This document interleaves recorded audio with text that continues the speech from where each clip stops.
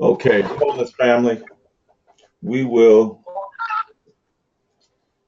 begin with a little review just to maintain continuity from where we went yesterday and ended and make a strong connection with where we're going today. So we're going to go back and look at this, what I've titled The Age of Oriphiel or Araphael, the departure of order, light, and the return of chaos, darkness. And again, we're continuing to fortify and strengthen and add integrity Yeah, am I and add integrity to. this thing? We're going to continue in our effort to Am I the only? Can anyone hear me?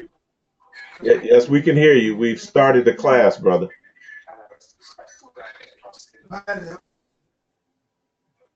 I'm just wondering if if I'm the only one that's uh, you're in and out more often than I'm hearing.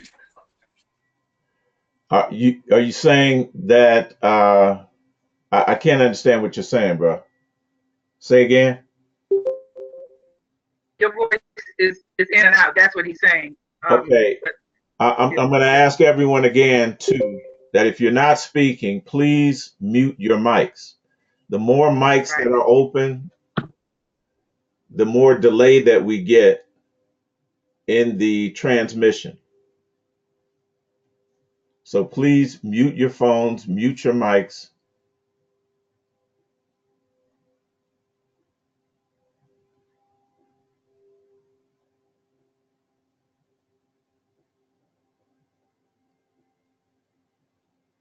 Okay, very good.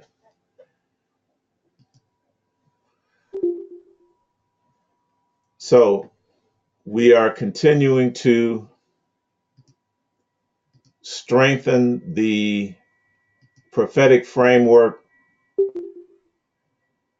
strengthen and add integrity to the overall framework in which we are working, that our beloved ancestors provided for us as a vessel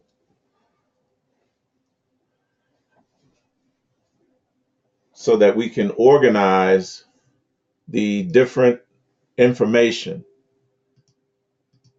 and the knowledge that we are receiving at this point. So, one of the things that we must understand is the age that we are in now, because all of these things, all of these subjects that we're approaching, all of these subjects that we're dealing with relate to the end time. And we must have an understanding of the proper context that we're speaking of at this time. So, this particular portion is from the book, the narrative, The Monkey King, Sun Wukong, The Monkey King, and the Journey to the West for Enlightenment. And again, this movement from east to west, very important because it's going to set up the geographical context of the prophetic framework, give us a proper geographical location on the earth for these things to take place.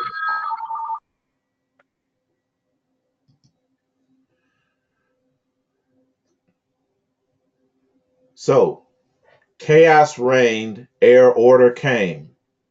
Darkness wrapped the world around. When at last Pangu appeared, light and bright he placed above.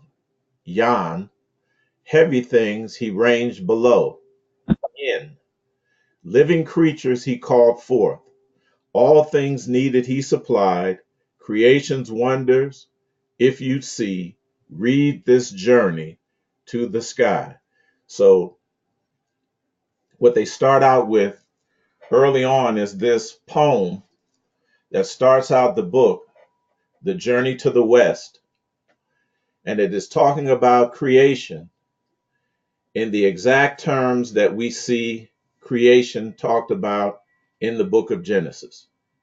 The separation of light and darkness, light from darkness, the chaos, tohu vabohu, as it's referred to in the scriptures, the separation of above and below, heaven and earth, as the Genesis talks about, and then the creation of all the living creatures.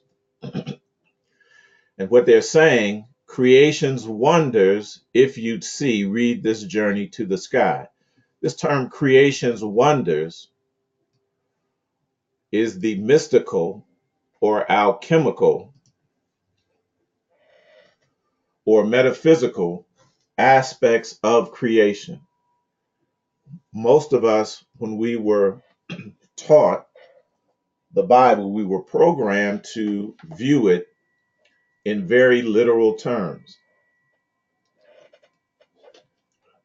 And we imagined when we, especially with the Genesis,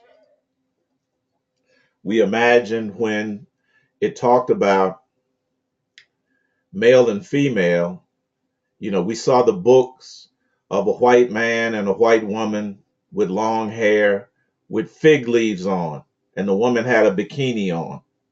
So these are the literal images that we were programmed with. And although there was no mention of an apple, when it was talked about the fruit from the trees of knowledge and good and evil and the tree of life, we imagined an apple, all right? Because that is what the programmers wanted us to see, something that was literal, all right? And a little bit more sophisticated symbol was the pomegranate. I don't know if anybody's familiar with that. That was the forbidden fruit. So again, we were programmed at a very early age to see things in a very literal and a very earthly manner. However, this earlier work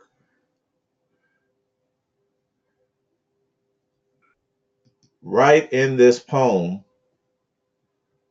challenges you to read the book or to read about this journey and the wonders of creation or the hidden things, the mysteries of creation would be revealed to you. And as we went over the story yesterday, um, just briefly, you were able to see that the story of Sun Wukong was talking about much more than a fictional story about a monkey that can walk and talk. And indeed, the zoomorphic representation of Sun Wukong as an animal was just a representation of a certain type of energy, a certain type of energy. And you remember, Nasik, when we showed the clip from Star Wars where we saw Luke Skywalker with Yoda on his back, Yeah. and we said that that was symbolic, that it was connected to a modern saying that we had when someone had a monkey on their back, Right. meaning some type of power or force or influence that controlled what? Behavior, Right. that resided over a certain type of knowledge. All right. Right. And we said Right. that Yoda corresponded to the Hebrew word yada. All Right. right. Corresponded to the Hebrew word yada. And he represented a guardian, or what the scripture refers to as a watcher or a guardian or a ruler over a particular type of knowledge.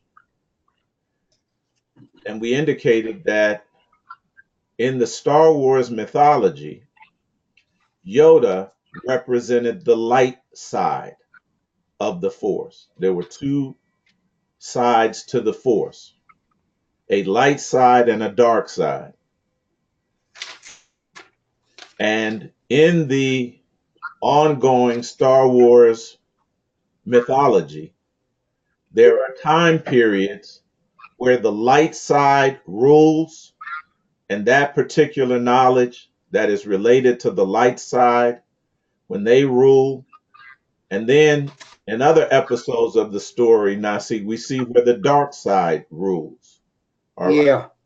So this corresponds to the particular time periods that the Bible refers to as Yom. All right. That does not, like we said yesterday, that does not equal the term day. All right. In a literal sense. Yeah. And again, we were programmed, we were entrained, we were taught to believe that when we saw the word Yom in the 7 day creation cycle, that represented a literal day.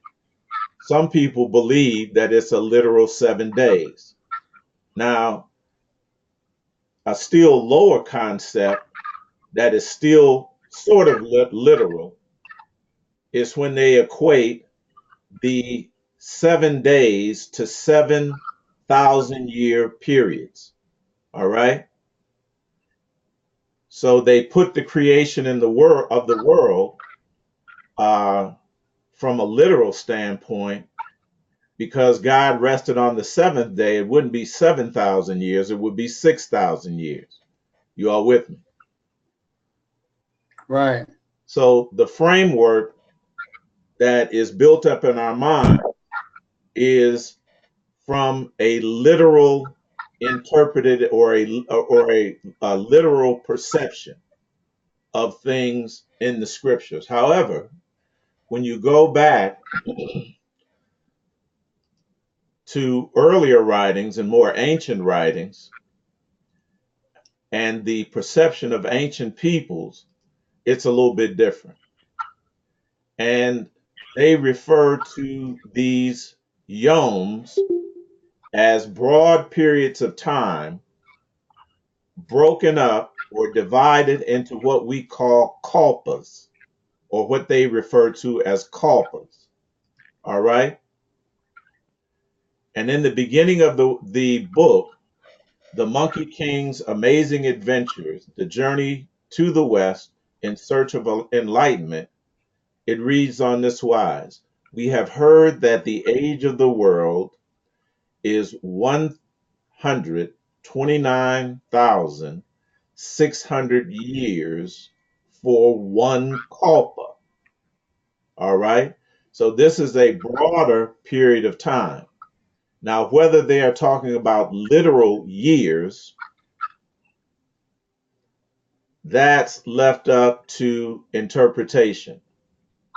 But they're talking about 12 periods of time called kalpas, 12 divisions of time that last for 129,600 years.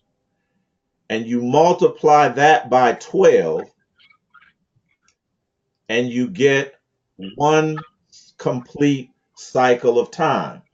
Like we break the year up into 12 months, all right? And those 12 months can either be determined by the lunar cycle or a solar cycle, lunar days or solar days. But yet and still, as the one sister pointed out, you still end up getting with, you still get up ending with, ending up rather with a in inaccurate calculation, because every so often we have to do a leap year. Now, see, Absolutely. to make up. So these literal calculations are inaccurate. However, we get a much more accurate uh, picture of these long periods of time that make up ages or cycles or epochs in this particular book. And without going in too much detail, because we don't want to get bogged down with the numbers, we'll skip ahead and say, but if we speak of the divisions of the kalpas at the end of each, at the end of each of these broad cycles, in other words, after the 12 kalpas, y'all hear me, after the 12 kalpas, the next one after that would technically be the 13th when we start again, correct? Yeah. And the 13, the number 13, listen, and I want you to write this down. 13 equals the death tarot. It equals both an ending and a beginning. So, in other words, death is merely a transition. It equals or equates to an ending of the former or the old and the beginning of the new. Makes sense? Okay. Yeah. Okay. So as one yom or one cycle ends, another one begins. So we talked about how currently we were in the age of light. All right?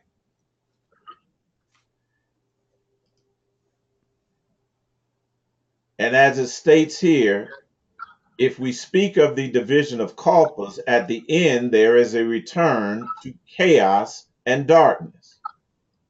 So consequently, like yada, the knowledge that had what? Ruled over or watched over or guarded the age of light would end. All right? And then if it's a return to the age of darkness, there would be a new ruler or watcher or guardian over the age of darkness and chaos, correct?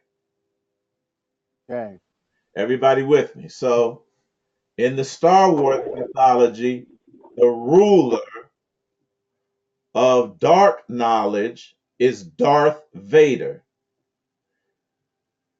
The Hebrew word that corresponds to Darth is the word Da'ath, D-A apostrophe A-T-H. And Da'ath, as we'll see later in Hebrew, means the same thing as Yoda means. It means knowledge, but it's not knowledge of the light age or the age of order. It is knowledge of the dark age or the age of chaos and disintegration.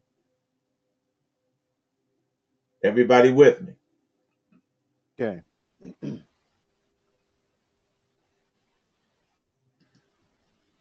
So there is one knowledge or thought form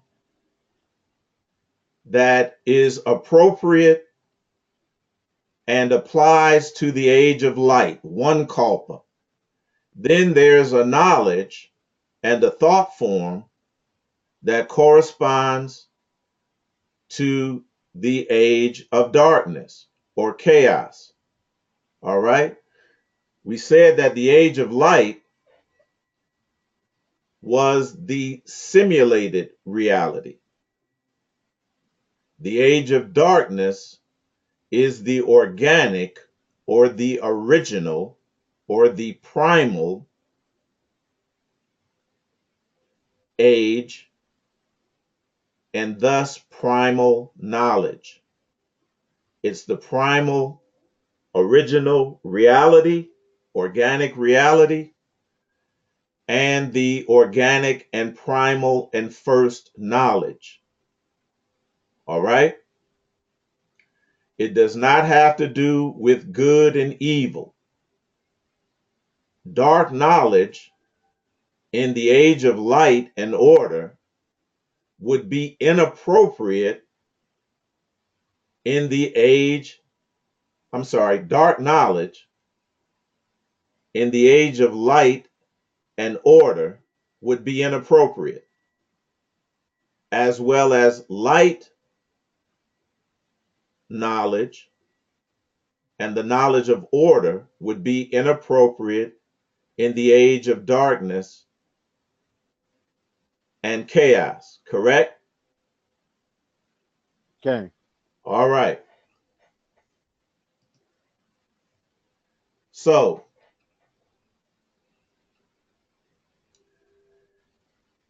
it says after the first period of 5,400 years, everything should be dark like night without any living thing.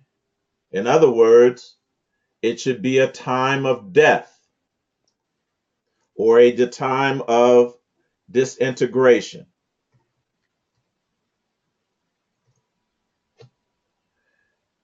Not a time of order, but a time of disorder. Mm-hmm. If we look just at the social conditions and the cultural conditions, Mm-hmm. and Ms. Mm-hmm. Uri, you kind of alluded to that with the different challenges, especially with the children, and just the challenges of people and relations, trying to have some continuity and wholeness and order in this is disintegrating. Mm-hmm. So it it should be apparent to us and self-evident that we are in a period of disintegration where light and order or the simulated reality is losing integrity and losing its so-called reality. It's a lot of unreal stuff. It appears unreal, it seems unreal because we've been what? Programmed so profoundly under the simulated reality. And when we see things turning back to their organic elements, we see it as strange. And we see it as the world ending, as society coming apart. And it actually is, because we are returning to what? A new Dark age. age, another cycle. One is Mm-hmm. about to end, and the other is about to begin. So it is It's appropriate, they're saying, that after this first period of 5,400 years, which is half a kalpa, a full kalpa is 10,800 years. So in each of those kalpas, You see yin and yang. You see heaven and earth. You see light and darkness. All right. So as darkness is in ascension, you see a return to light, and vice versa. Mm-hmm. So these are these cycles, and a full yom is a full 12, where at different times yin is in ascension and yang is in descension, and yang is in ascension and yin is in descension. This happens 12 times to complete what is called a full age. Everybody with me? Okay.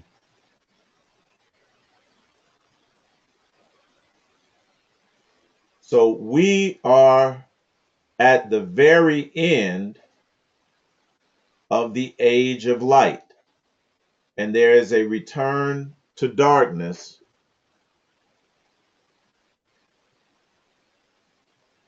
and thus the ascension of what? A knowledge, da'ath, darth, that resides over and is appropriate for a particular age. Now we can't come into this understanding this from a moralistic standpoint. There is no good and Mm-hmm.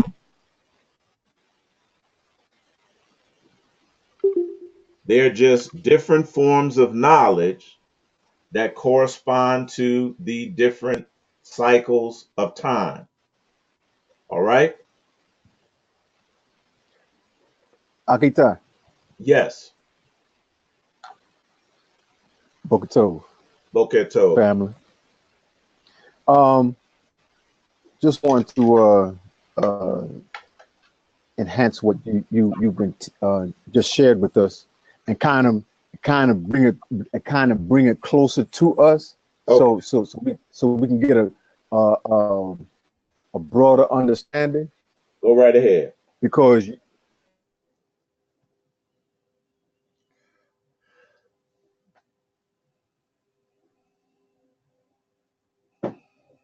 um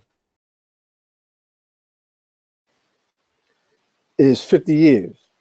Am I correct? And in Hebrew culture, 50 is the jubilee. And I shared this with Nasik yesterday. It makes sense to me now why in the last 3 to 5 years in the kingdom we was having so many deaths of saints. You know, because when I first came into the knowledge of the kingdom, you know, I didn't hear about all these um, people dying like that. Because we was talking about everlasting life.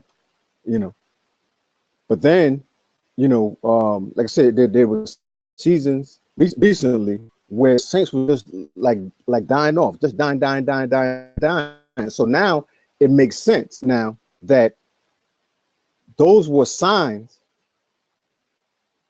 that the knowledge that we were given has ran its course. And now we have to uh, inquire or receive and embrace another knowledge or a higher knowledge. Would you uh, would you agree with that analogy?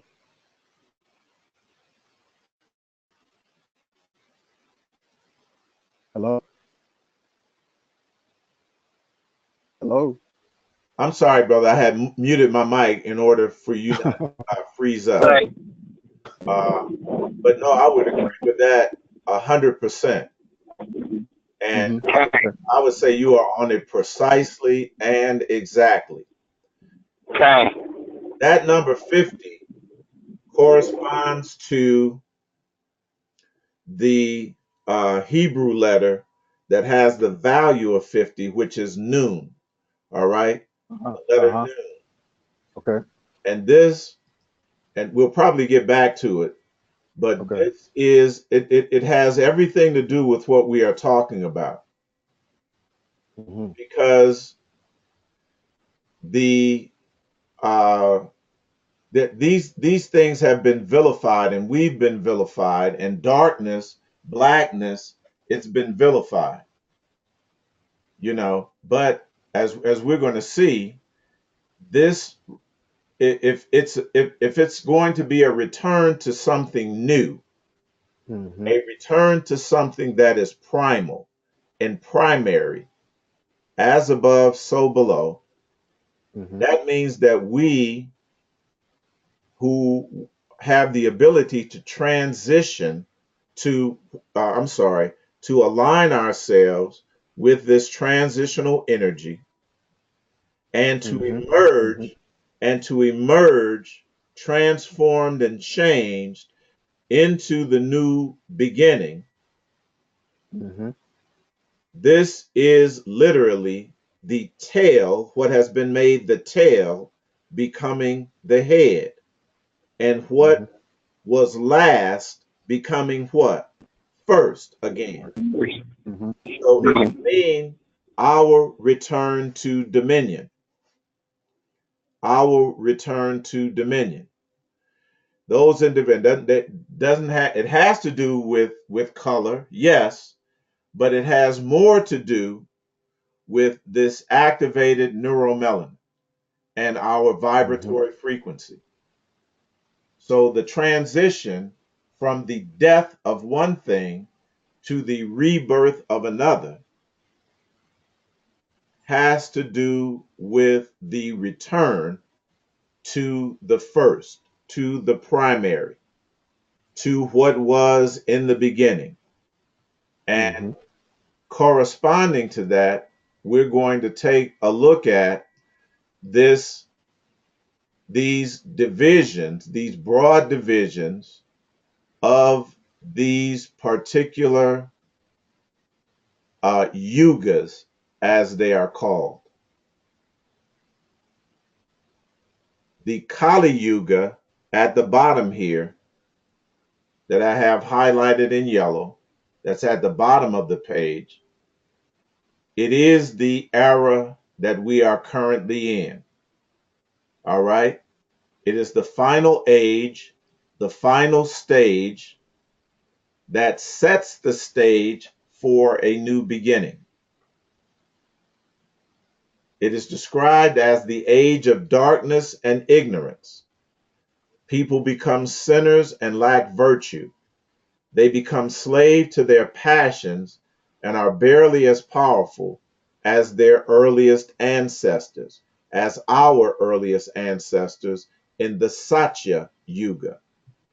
And again, as this one ends, we're going to be evolving or transitioning into the first stage, or the primary stage, or the primal stage, called the Satya Yuga.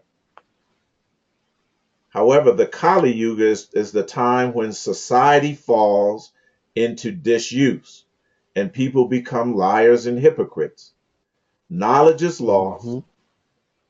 knowledge is lost, and the scriptures are diminished. We just got through talking about that. We were born into that age where everything, especially when we talked about the scriptures, was taken literally and was reduced Mm-hmm. down to that which is earthly.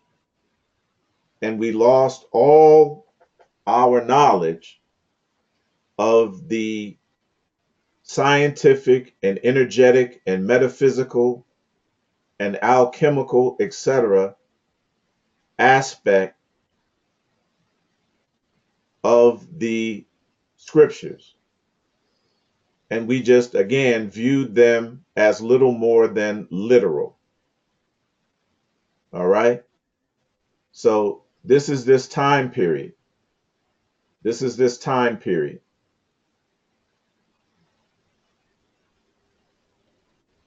Knowledge is lost and the scriptures are diminished.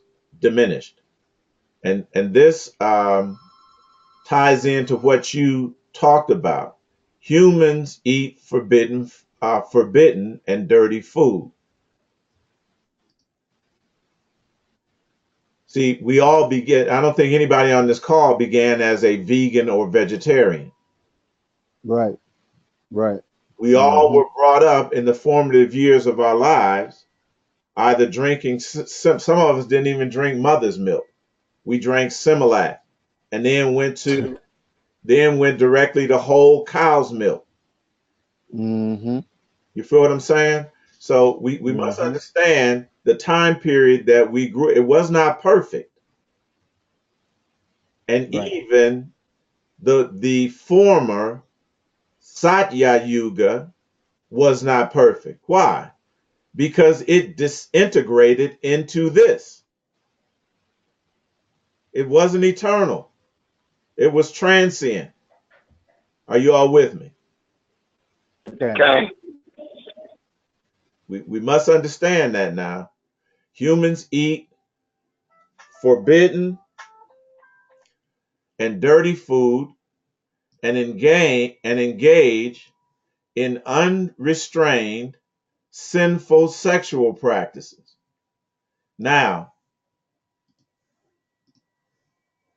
I don't care how you date now and what you think about sex now. Most of us learned what we learned in the formative stages right out of the gutter. Yep. Okay. I Mm-hmm. grew up, I grew up, my first lesson in sex came from a pimp Mm. because I grew up around pimps and we were observing, you know, a Mm-hmm. brother that was drove a sharp car, had on Mm-hmm. diamonds and gold, and was always in the company of 3 or 4 women. And one time we were there and we saw him kissing all 3 of his women that was with us. And we were just, it just blew our mind. We were just like, we couldn't hold it. We was like, man, Mm-hmm. and we was admiring this brother. And that's when he gave us our first lesson. And he said, young brothers, the pimp game is not about sex game like you think. Right. It's about a power game. It's about Mm. controlling Okay. a woman's mind. And I don't Mm. care what you say. I don't care how many times we went to Sunday school. And that one time that our father sat down with us and had the talk with us, by the time he had the talk with us, I was already street poisoned by what I Mm. saw. Right. Right. Okay. Right. Right. So again, just like the food, we were, didn't nobody sit us down and talk to us about, about sex from an energetic or even a spiritual level from early on. Right. Most of us either learned by trial and error Mm-hmm. or Mm-hmm. what somebody told us that was either our age and didn't know a darn thing, or was a little older than us and didn't know a damn thing. Mm-hmm. This is the era that we grew up in, and it has affected us each profoundly. Yes. Okay.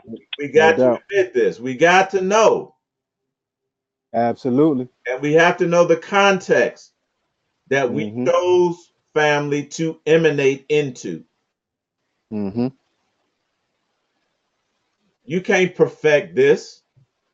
When you came into it, it was disintegrating. Yes. It should be self-evident. Okay. Can I say something? You sure can. I think that emanated into a marvelous family because it must have been some ancient ancestors in my well, now my ancestors, but my grandmother's great grandmother's great aunts, because they so protected me, but they didn't really tell me about sex at all. I didn't have a sex talk. I thought all it was hugging and kissing. I don't know where I thought the children came from, but I was grown and went into the Air Force at 18 years of age, and I didn't know anything. Let I me mean, that's all I thought it was. let me ask you a question. Did you ever look Okay. at television?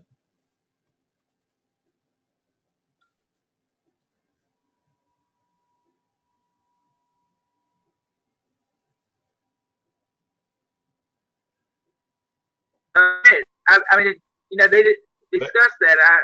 Did they allow you to look at television? Except my aunt in Chicago. Yes. I mean, we all came up around the same time. Y'all remember Sunday night? Did you ever look at The Wonderful World of Disney? Yes. Yes. All right. You ever listen to a love song on the radio? Oh, yes. See, that influences you because those things were speaking directly into your subconscious. Let me show you what was hidden in the Disney cartoons. Oh, Y'all see that? not yet.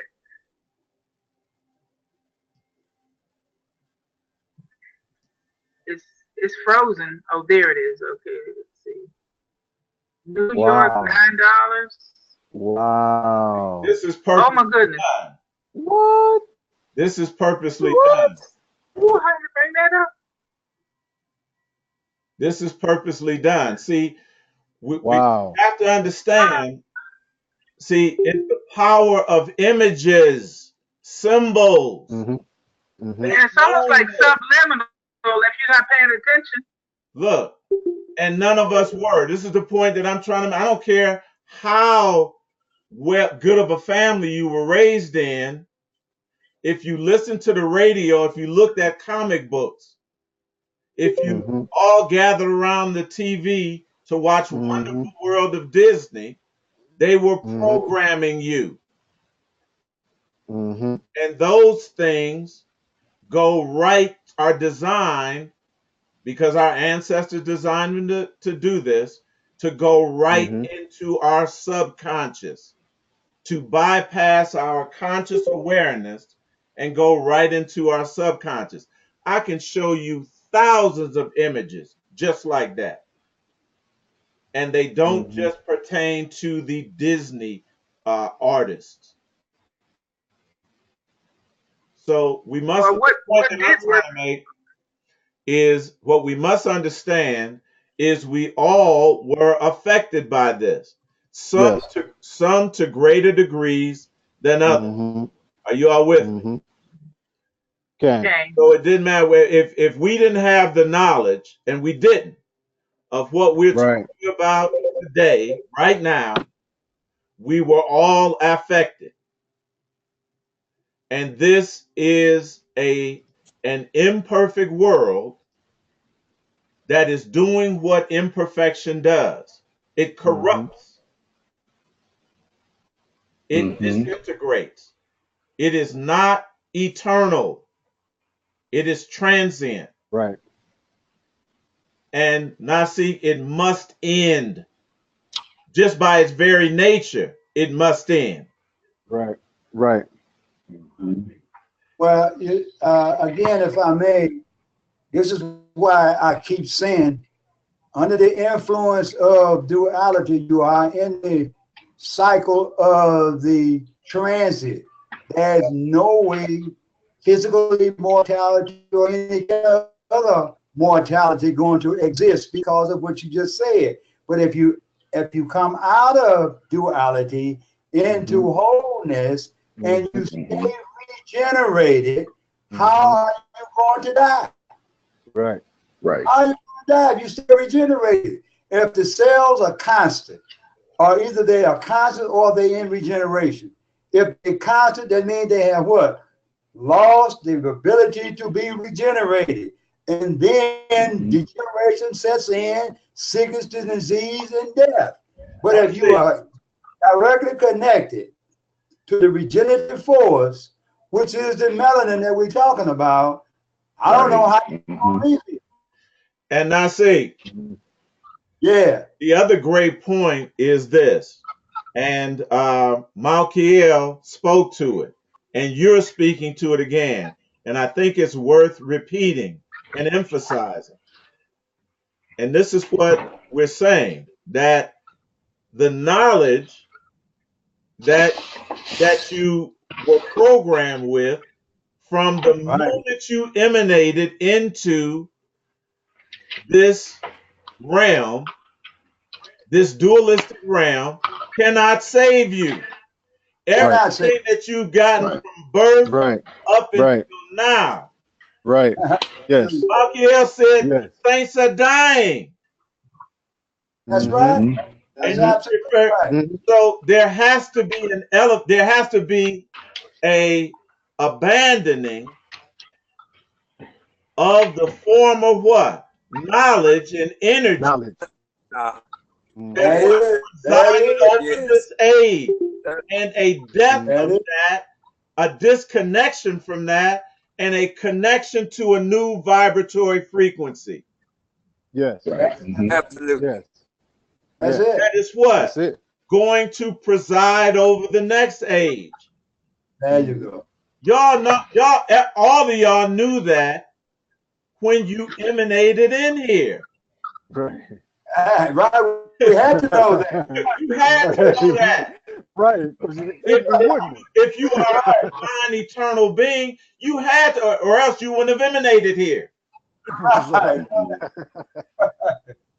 Why would you come to the party and you don't want to dance to the music that's playing?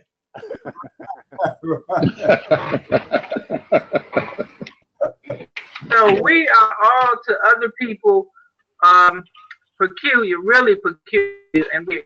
That's what I've been called a lot. Join the club. This is the right one. Are we clear? Excellent point, I see. Excellent point, Malkiel. So this is what we're saying. This is what we're saying. That because we came into the very last stage, we had to know that nothing that we would be presented in terms of knowledge was eternal. It would serve us, but only to a certain point. This is where the scriptures say that when the God of the Bible was talking about this particular period of time, the time of the end, he said, I'll give you a little help. Anybody remember that? A little help. Right. A little help.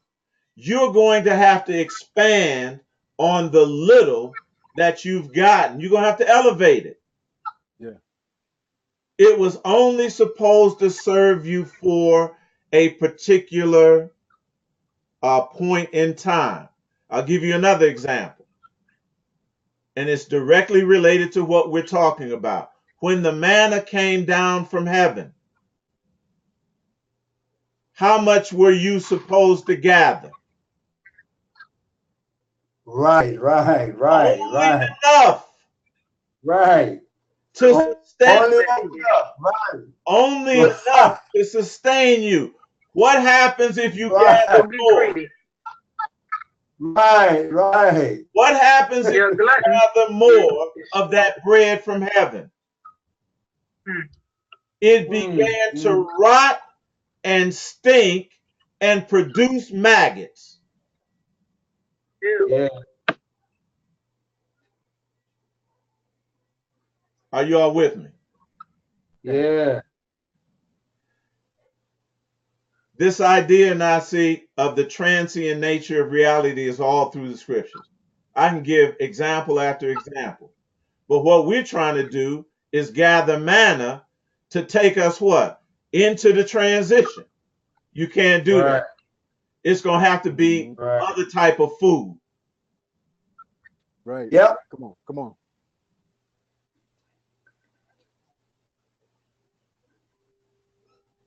The environment is polluted. Did anybody come in here, emanate in here with a lake or a river or a water system that was not contaminated to a certain extent? No. We all came up in the inner city. And some of us, Right. by virtue of that, all that pollution that was there, we developed asthma and certain lung diseases.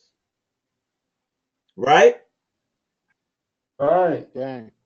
And even Nasik, y'all remember, what was it? The one track star, and I can't remember her name, that it's a certain type of asthma that when you're in good shape.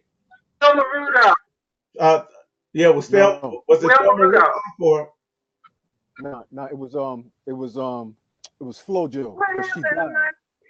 yeah, it was one of the more Can you hear modern. me? Wilma Rudolph. Yeah. No, it was FloJo. It was one of the more modern athletes. Mhm.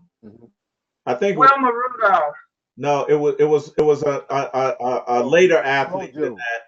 that had developed Yeah, it was Flojo? FloJo. FloJo had asthma. FloJo, that had developed FloJo had that asthma Flojo, that when you're in great shape, it kicks in.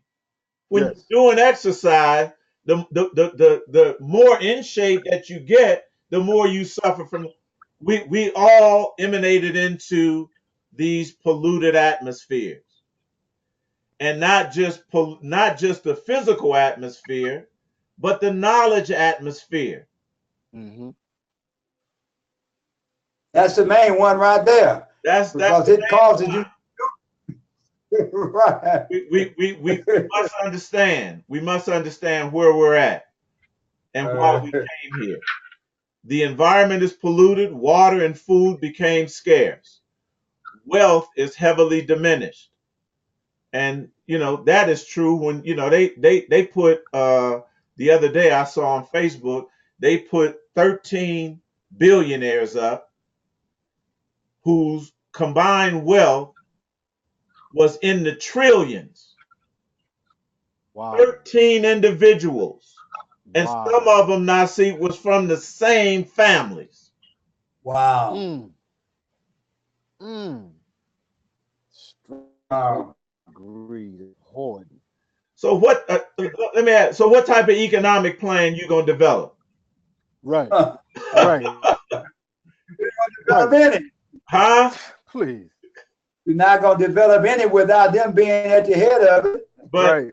Nazar, that's what you was talking about. What you reminded me yesterday. What Abba said, that it's not, that we don't have no economic problem and no problem with money. We got a problem with power. Yes. That's right. Right. Yes.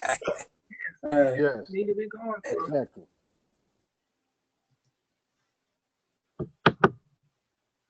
Look, I gotta. We trying to take programming. Listen, y'all. The programming we all came up in. Most of us didn't go to private schools. If you like me, you went to a public school. Likewise. And the curriculum was designed not for independent thought. We didn't even learn the word entrepreneur until about 20 or 30 years ago. Right. So we were trained and programmed to become what? Workers. Mm-hmm. Dang. Mm-hmm. Just over broke. J.O.B. You can't produce no wealth Nope. working for wealthy individuals. So how with that mindset are you going to produce anything Mm-hmm. that is going to equal, let alone rival, those billionaires? Eitai. They ain't on the same. They ain't on what you on. Come on, y'all. We have to realize Isn't it just like where we're at. investments in stock? Eitai. Isn't that just like investing stock in stock? Hold on. There's a push now. Absolutely. But go ahead, Nazar. I was just gonna say you can't get no wealth without health. Got to first be healthy. That's right. But yeah, exactly, Miss Ura. And all that is in the um investing in stock, all that is gambling. It's just a refined form of gambling because you are again betting on the success of other what? Millionaires and billionaires. That's all you're doing. Yes. And they're gonna be making the money. Or whoever you invest in your money in, they're gonna have the money. Guess what? They're gonna keep it. Absolutely. It's a rigged game. It's a rigged game. So we have to really understand the context in which we emanated. Wealth is heavily diminished. Families become non-existent. Mm-hmm. So I mean, single family homes, and not even that so much. We can look back at our grandparents and great grandparents when we were children and how that family was strong Yes. and how we knew all of our cousins and our aunties and Mm-hmm. you know Yeah. we interacted with them. Now if we can have people in the same neighborhood, might not talk to them but once a week, might not see them but once a month, but it wasn't like that. So we see it's self-evident that this thing is disintegrating. Average lifespan of people is barely 100 years. Check that box too. And by the Right. end of the yuga, by the very end, it will be as low as 20 years. And we're going to be able to understand exactly why that is as we go into another part of this or another study of this prophetic framework. So, as this yuga ends, we go right back to the top to the Satya Yuga, which is the golden age. And I want you all to hear something. We've already done that in terms of this yuga. We're not going to return and duplicate the golden age that has preceded us. Y'all got to hear this. Why would we? Why would we start the record over? Why would we start the Right. book over Right. to end up right where we are right now? Can. The book's already been Recreate written. what was. Close that book Right. and Yes. what? All Open the way. another book. The book. Yes. Mhm. Mm-hmm. Need to create. with different endings Mm-hmm. that don't necessarily involve what? Disintegration and descent. Yes. Yes. But the endings and the transitions are from what? One level to a higher level to a higher level Yes. to a higher level. Yes. Yes. We haven't Yes. imagined that. Right. We think we got to go back to something that has already happened.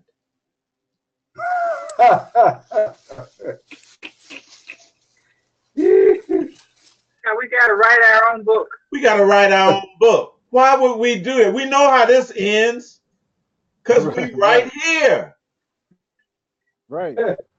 And you telling me we want to repeat that ride again where we crash and burn at the end? I'm not walking with y'all in. Right, right. I can't do it no more. I'm tired. I got to find some new friends if that's what y'all want to do. Eitai, Yeah, it is not written in Psalms for no reason other than to let us know that it was not an enemy that caused the deception, that's but it correct. was somebody that was very close to you.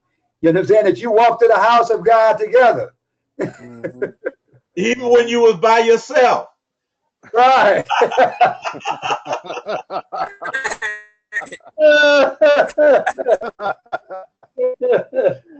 Yeah. Yes, sir. So we're clear on this. So that's the Okay. point in that. And you all have the notes.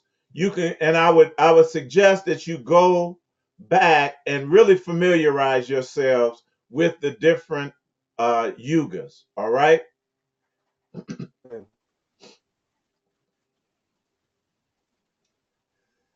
So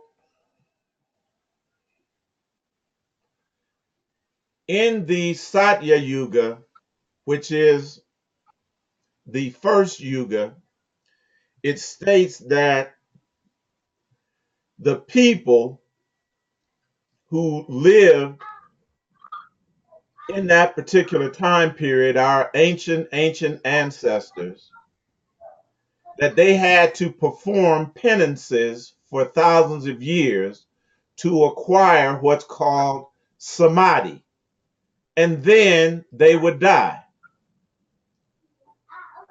So it's like Nasik was talking about that death, even in the golden age, death was there, right? Are you all with me?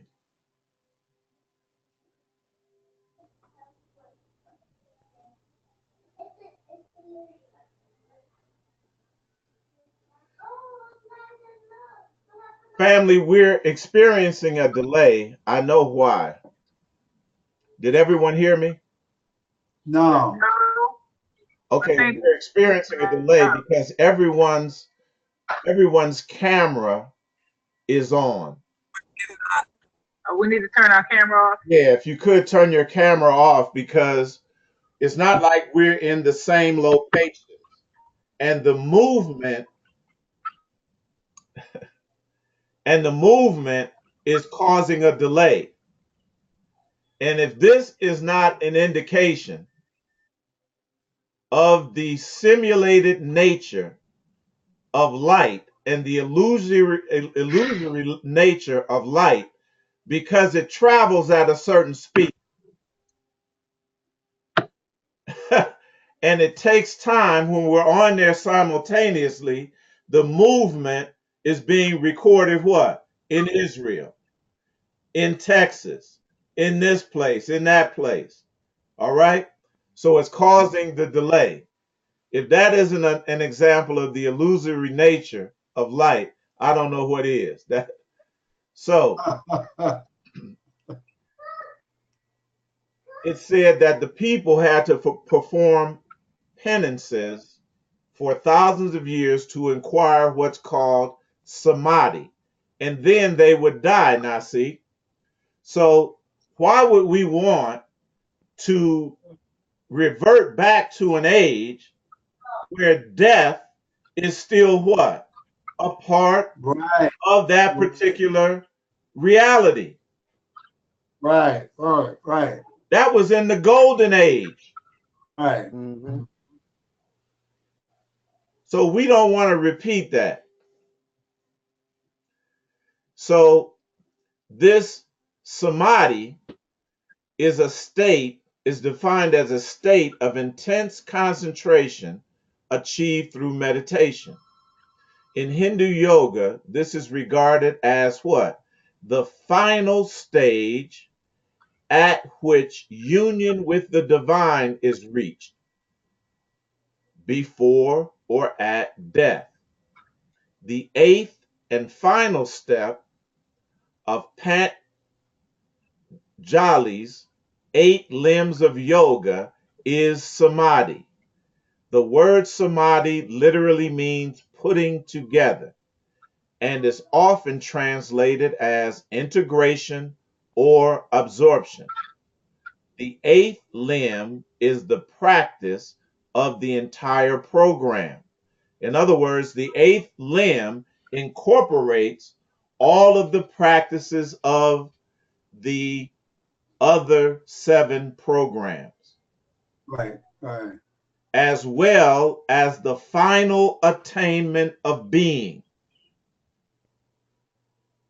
So we have to understand that once we have attained it, the next step is death. And that death was in all 4 stages of this present age, called the age Yeah. of light. Right. We have to understand this. We got to get this. Samadhi, the 8th limb of yoga, living in union with the higher self. Now, that should be everyone's primary goal and intent at this point, Right. is Right. union, Right. Right. integration, absorption into and with your higher self. The liberation of this state comes from transcending the confines of ego. Transcending the confines of ego. And we've talked about that very much. The next step, Nasik, that we're going to take, we're going to get into more detail of to how to actually do this from a step-by-step position. I had mentioned to you earlier, that is this thing that I'm developing now, that says, that's titled rather, Perceiving the Ancestors as Watchers or Guardians over Thought Forms. So Yeah. in this, again, when it deals with the auric body and the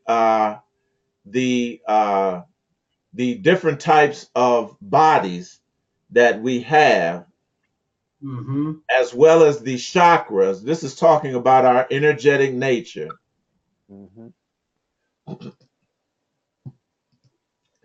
This middle panel here, and this is good, everybody is going to get this.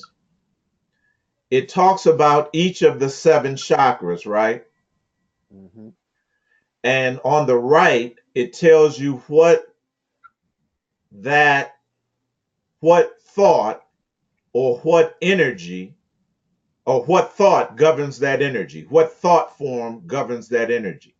So for the root chakra, moving up the left side, the root chakra, it deals with survival. The sacral chakra deals with pleasure. The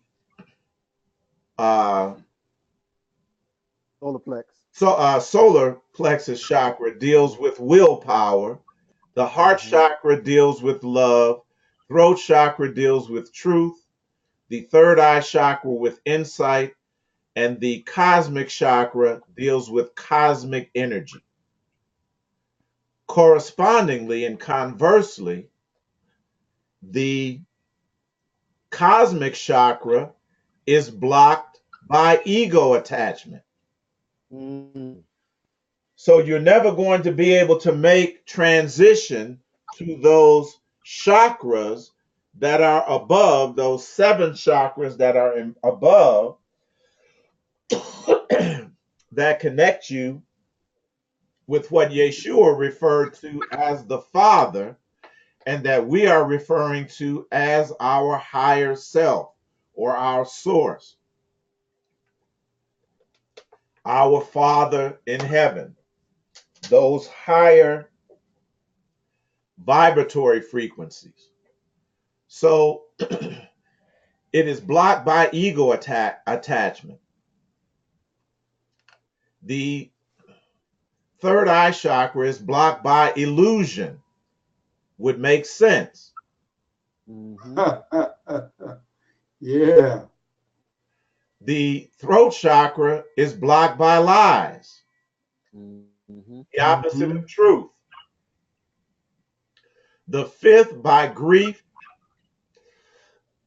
I'm sorry, the fourth by grief, the third by shame, the second by guilt, and the first by fear. So all you have to do, we've been uh, referring heavily to the book Power versus Force. All you have to do is go back there, look at where fear is on the level, look at where grief is, Yeah. look at where Right. lies are, Right. and you're going to know exactly where you are in terms of your level. Nobody Yeah. has to tell you. You can look and find it yourself. Mm-hmm. But again, this cognitive dissonance, even though we have all these tools, we could we some people, because of cognitive dissonance, could be really honest with themselves in terms of making a list of those emotions that are in ascendance, and go look at the list, and then at the same time, right after that, tell them, say, well, that's not me. The list must be wrong. The master consciousness must be wrong. And they'll find a way to do what? Now, see, rationalize. The way Rationalize. they Right. gonna Mm-hmm. they gonna rationalize, reason, and argue themselves into a higher consciousness level.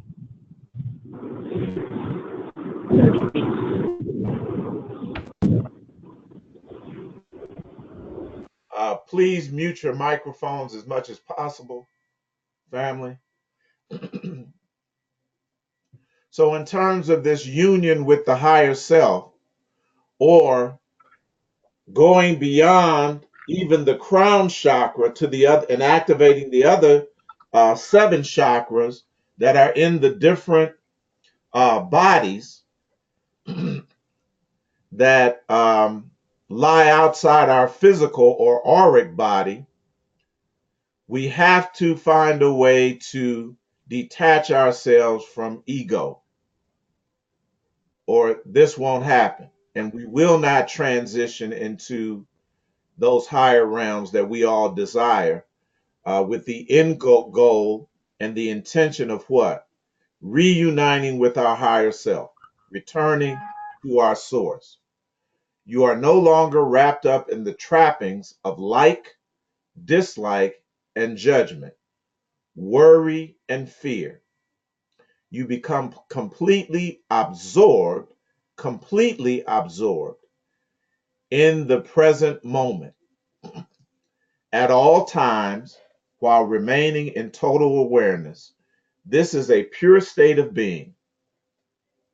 As you go through your daily tasks, you are no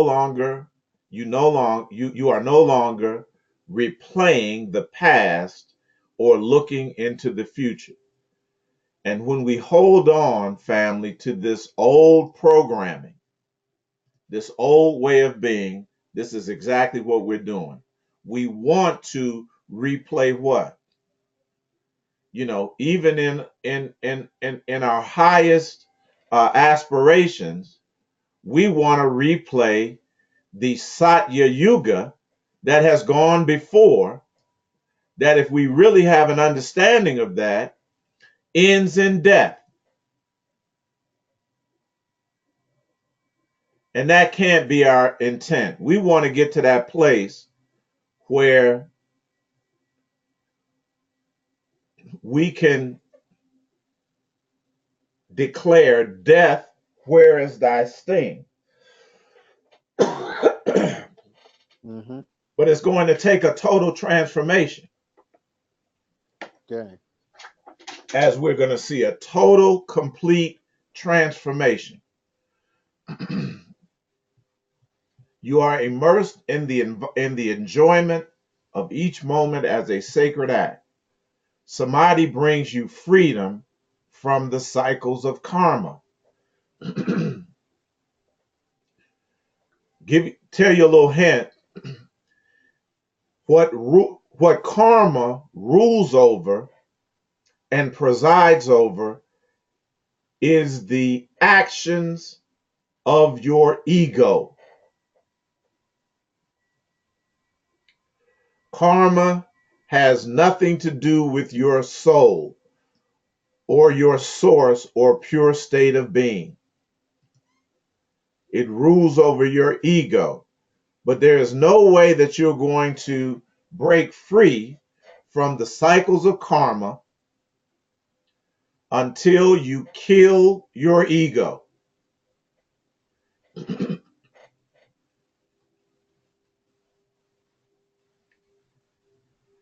So, yesterday we said that this word samadhi is connected to the word samedi, a French word that means Saturday in French. This is all instructive within the context because, according to our teaching,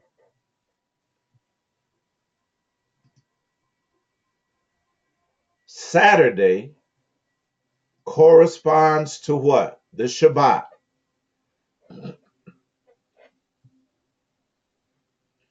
And when we look at the Shabbat from a scriptural standpoint, it meant a time of cessation, a time of ending, a time that marked the finishing or completion of something. Very instructive here, but we're going to have to make this transition from what we formerly thought and institute a new thought here. Again, I am not advocating someone to either keep the Shabbat or not keep it. We are dealing with the concept of Shabbat, what? Transitioning from a former understanding derived from where? The Kali Yuga and the Age of Light, and transitioning that concept to a higher concept that will rule in the new age. We all on the same page. Absolutely. Gang. So in this Kali Yuga, we would all have to say that we grew up not seeing or being aware of our signs. Therefore, there was no more anyone that could see.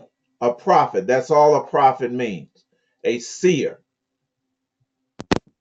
Neither is there among us that knoweth how long. How would we know how long if we had no idea of how the prophetic framework was structured? If you don't remember when you got on the ride, then you have no idea when the ride or the cycle ends or when it began. But what we're providing for you is a framework for that.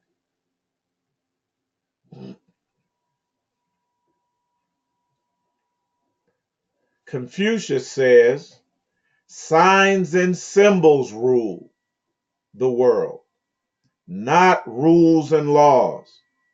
Think about that. Rules and laws change.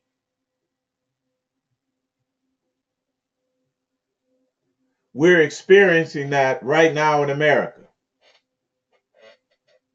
The rules and laws, they're transient. They change. we can look at the Bible. And Nasik referred to this a couple of sessions ago when he talked about the Passover observance, right? Right. The rule for years was to what? Kill the lamb. Kill the lamb, right. Kill the lamb and eat it. Was that the rule? Was that the law? Right. Did it Dang. change? That was the rule, but they didn't understand the symbol. That's correct. But the sign and the symbol remain there. Remain there. Dang. The same with the Shabbat. No one is advocating changing the sign and the symbol, but rules Right. and laws always change. Absolutely. Man, I didn't know nothing about the kingdom when y'all changed, or nothing about the Passover for that matter. Like that, I had no idea about it. When that changed and transitioned to what? Into a higher vibrational frequency. So you Dang. cannot accuse me of changing rules and laws. I'm not on that. I'm not about Right. that. Come on, shows. Those things, as we ascend, the rules and laws are going to change by virtue of what? Our ascension. Mm-hmm. Dang. Signs and Absolutely. the symbols rule the world. They will remain the same because they're eternal.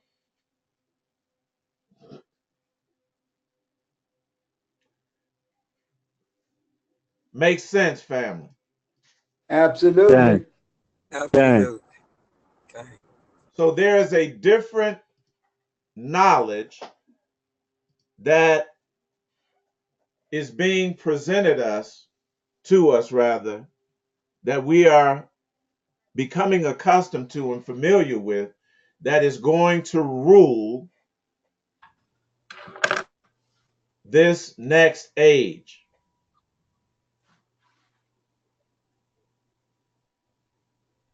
Da'ath knowledge as opposed to yada knowledge. Yoda representing the light side of the force in the Star Wars mythology, and Darth Vader, Yoda and yada knowledge corresponds to the word yada, to know in Hebrew, just like Darth corresponds to the word da'ath, knowledge, in da'ath in Hebrew, the word for knowledge. Follow me. Da, Yada knowledge, Yoda knowledge, refers to the knowledge of beginnings, and Da'ath knowledge refers to the knowledge of the end. Prophets in the Bible, that's why they said neither is there among us, there is no more prophet. The prophet was able to what? Show you where you were in a particular time, and then show you when that time ended. Is that not correct? Right. Mm-hmm. But you have to look at your signs and become familiar with your signs, because if you can't interpret the signs, because signs and symbols rule the world, you're not going to know where you are, whether you're in the beginning, the middle, or the end, and you're not going to know how to act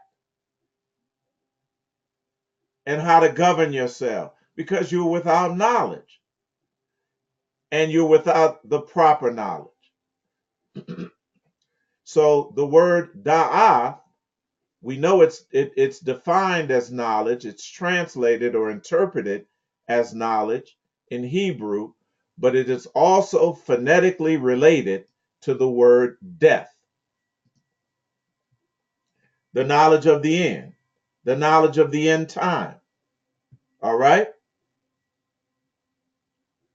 Or another way of saying it is from a personal level, knowing when to end your work and rest.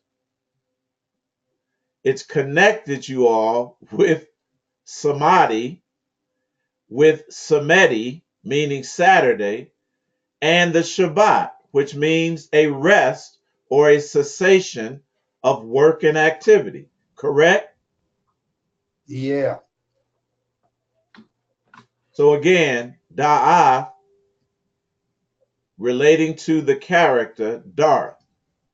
The King James Version, the King James Version translates Strong's H 1847 in the following manner. That's the word da'af. Knowledge, knowing, and cunning.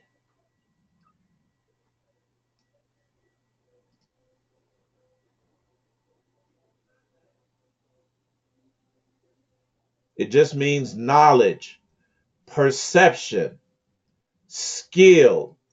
And skill has to do with action and behavior. It also is defined as discernment, understanding, and wisdom. We have to know that we are transitioning from one age into another. And the knowledge, the understanding, the wisdom that govern the former age will not serve you at all in the next age. In That's either, plain. go ahead, Nasik. No, I say that's plain and simple. That's plain and simple. The word Vader, listen, is a variation of the word father. Thus, the father of knowledge, that is Da'ath Vader, the father of knowledge, or the father of darkness, I should say, the father of darkness, that which is concealed, hidden, or occult, etc. Or we can translate it as, oh, I see what I did. The father of darkness, or the father of dark knowledge, or the dark, that means the concealed, hidden, occult, etc., father of knowledge, the dark father. And this is why Darth Vader is represented as being dressed in all black, all right? As the dark father, representing darkness as opposed to light. Let's follow the word Samedi. This is Baron Samedi or Baron Samdi.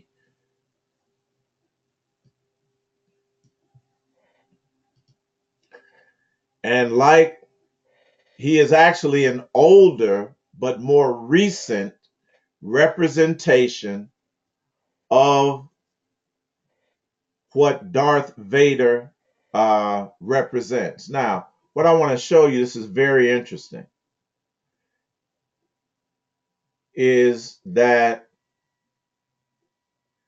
these movies, bear with me,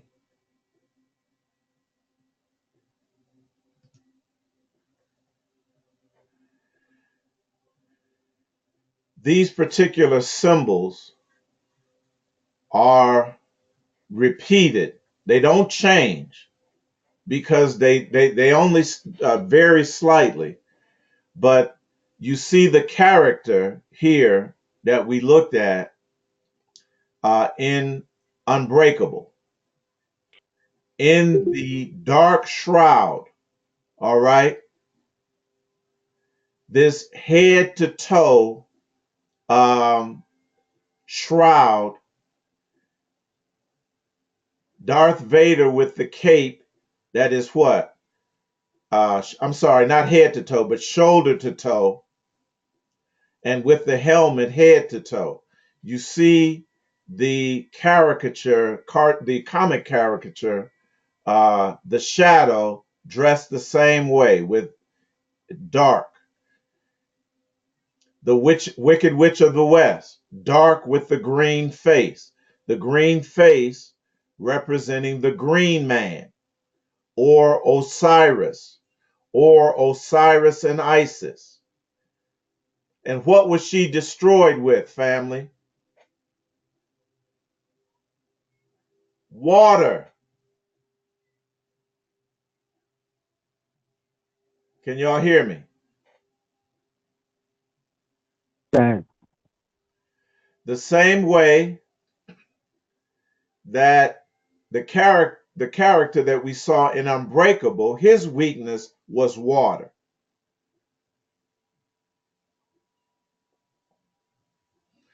And Darth, the other translation of Darth Vader, is dark water. Again, referring to this opposition to the illusion. The illusion. You know, another example, the gremlins. That's correct. You couldn't feed them after midnight or get them wet, right? That's right. Or they would reproduce.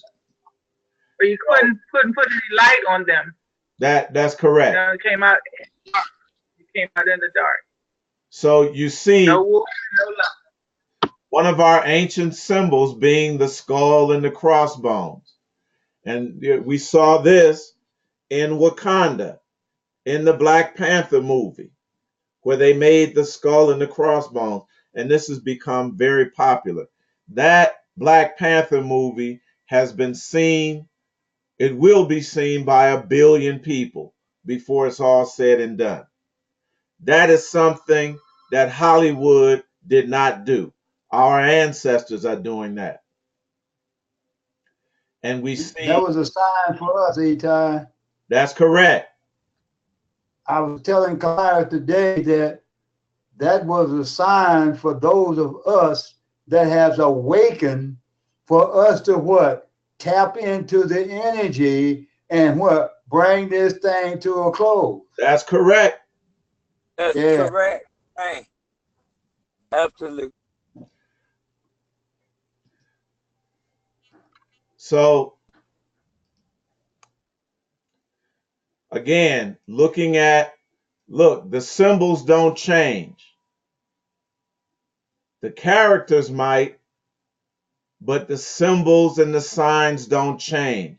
Skull and crossbones. He's making the sign that they made in Wakanda with them 245s.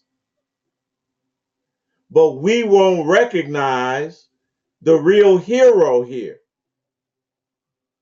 because we'll say, oh, he's got pistols. That means he's violent and he's a killer. It's a violent energy. It is a very primal energy. This is what it's telling you. Right, right. Be careful how you align with this. Because if you're bringing that former light knowledge into this, it will not mix. It will make a volatile mixture that will come back on you. Telling y'all the truth. I'm telling y'all the science. Anybody on here? I know nobody has ever drunk like me, so I just use myself as an example. You ever go out and mix dark and light liquor? In the past, the distant past. You gave it right back, didn't you? Eventually. Exactly right. Hanging over the end of the paper tub, sick. The military. That's where I learned how to drink.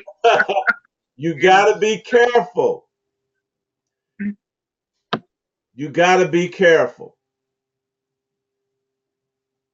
These are ancient signs. The X is an ancient symbol for change and transformation. So when we all saw this on the Black Panther movie, it was telling us, sons and daughters, it's time to transition.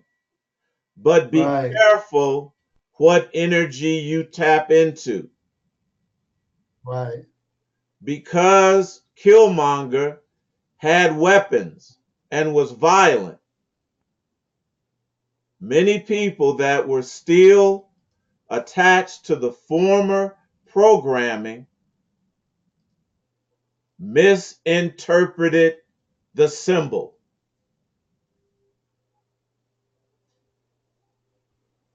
Dangerous to do Yeah. that because you're going to end up tapping into the wrong energy. Now, I'm going to show y'all how deep this is. All right?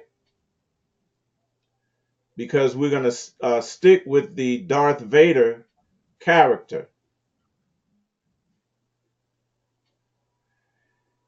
And who played the voice of Darth Vader? Anybody know? That's James Earl Jones. James Earl Jones. He just wasn't tall enough. They said that's why he didn't play the actual character. He was the Now voice. I'm gonna tell you the actual science on that. I'm gonna tell you the actual science on that. James Earl Jones wasn't supposed to play, was not supposed to do the voice. He was not supposed to do the voice.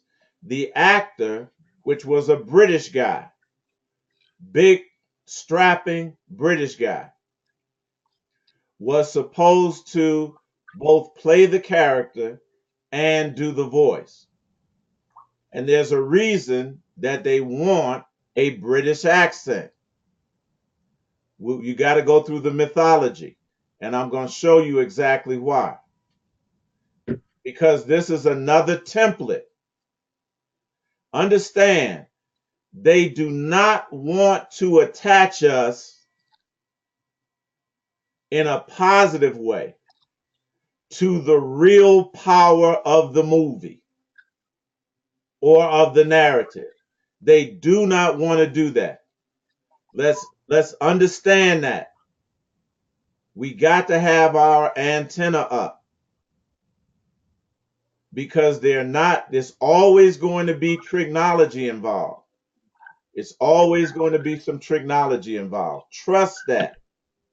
Trust me when I tell you. There he is. James Earl Jones, the voice of Darth Vader.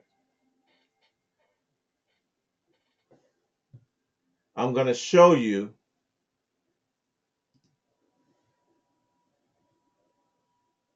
how this thing developed because they're always working, always working reverse rituals, family.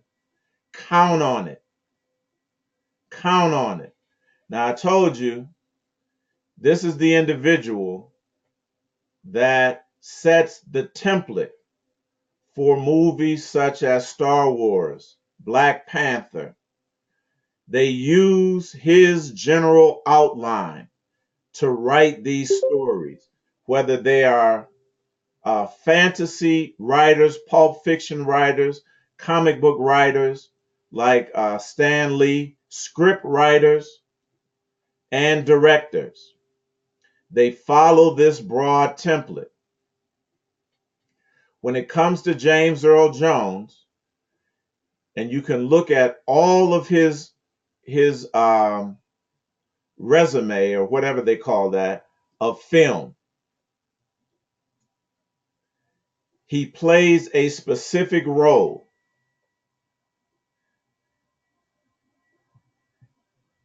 One of the characterization of our ancestors, our ancient ancestors, H.P. Lovecraft gave them the name the Great Old Ones. The Great Old Ones. Understand that these are the celebrities of old that we talked about. These celebrities of old, all right? The Great Old Ones. And you have to excuse me for a second because the word program is buffering again. Anyway, and I'll show you on the screen, but I'll talk about it. The broad outline or template that these screenwriters and comic book writers and novelists and pulp fiction writers, the broad outline was established by H.P. Lovecraft. And he was a vehement racist and white supremacist. But he knew that the individuals that he referred to as the great old ones represented the actual historic beings called our beloved ancestors, our ancient ancestors. He knew what he was dealing with. So he designed the template to reverse the energy. We just talked about the energy of the Black Panther movie and how we had to decode that to reverse the ritual that was innate in that movie. Again, are you going to tap into the wrong energy? You're going to miss the organic energy that you should tap into. You're going to be diverted deliberately by the narrative. And H.P. Lovecraft established the template, the archetype for the narrative. One of the things that he mandated was that all of the characters would speak with an English accent. I don't care if you're talking about a Greek mythology, and you all have witnessed this. You talk about Greek mythology, when it comes to the television or the big screen, they all have English accents. You talking about ancient Egypt, they all speak with proper or English accents. When you talk about the Bible stories, they all have English accents. Is that true or is it not? Yes. Kane, it is. Yes. So when they hired Darth Vader, who is really the central and most powerful character based on the context of the current yuga that we are in, the Kali Yuga, the age of what? Death and darkness. They cast the character. They made the character be played by the biggest and most powerful looking English man that they can find with an English accent. It was our ancestors that put James Earl Jones as the voice of Darth Vader. Definitely not, he didn't sound right. In the final cut, he didn't sound right. They wanted to do that subliminal thing to affect melanated individuals by removing The voice, the sound, very important. Very important. The sonic quality. They wanted to do that, but it didn't sound right. And almost at the last minute, they hired James Earl Jones. Why? Because he had played, they typecast these things. This is not, when they hire actors, it is not random.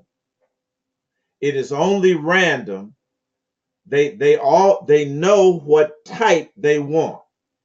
And you have certain actors that are typed in certain roles, so that the subliminal effect is continuous. And they do not, or very rarely, do they allow these actors to do what? Veer outside of those particular types and categories and characters. Just think about it.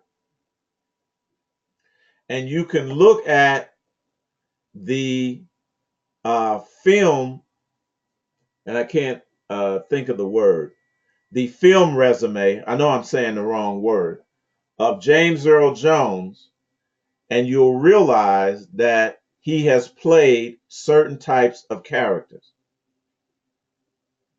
And he was the last person that they wanted, because he played Jack Johnson, he played Thoth Amon. What are some of the character that he played in Field of Dreams was pivotal. He played, Jack Johnson in The Great White Hope, and other. I'll get his resume of films, but once you see it, you can see a consistency in the roles that he played that connected him in a certain way with especially with our subconscious. Bingo Long and the Traveling All-Stars and Motor Kings, he played a certain type of character. In his role with Diane Carroll, Claudine, he played a certain type of character. Mr. Ra, he was the last person that they wanted as the voice of Darth Vader. That is the main reason we can now connect him to our ancestors, because our ancestors put him in that role. has a very demanding voice all the time. And his again, his film resume, and again, I'm saying it wrong, I'll get it right, but his resume of films is very particular. And you're going to be able to see, you'll look at any actress or any actor, they have a very specific type of role that they are allowed to play. There is nothing random about this. They are working science, they are working rituals, and they are working spells. Look up the word Hollywood. They are Tinseltown. They are makers of illusion. They are technological magicians. The way that our ancestors were energetic magicians. The great old ones are our ancient ancestors. They're our ancient ancestors. And these roles, family, are specifically cast. They are specifically cast.